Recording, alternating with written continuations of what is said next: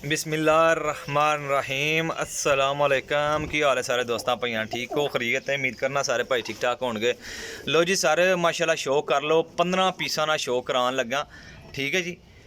15 piece ने, सब teddy golden कबूतर ने, एक नंबर। अखा इन्हां दियां वेख लो जे, हाई क्वालिटी च माशाल्लाह परिंदे ने। नंबर मेरा नोट कर लो जे 0307 1539 639। Call and WhatsApp. कोई कबूतर वड्डा नहीं है, सब कबूतर यंग और कोरे ने, बिल्कुल फ्रैश, ठीक है। नवे परां दे विच ने, टोटल 15 पीस ने।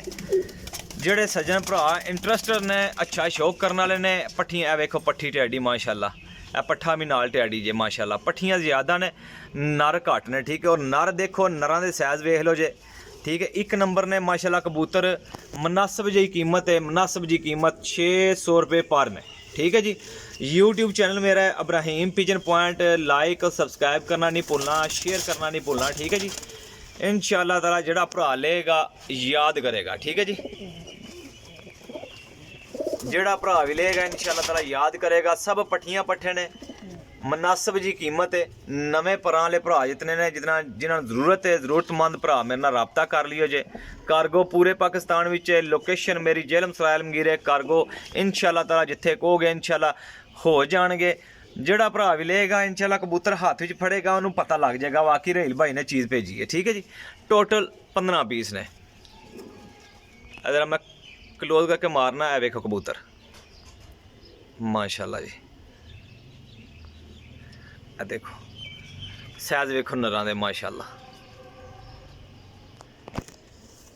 ए वेखो जी भाई, लो जी सारा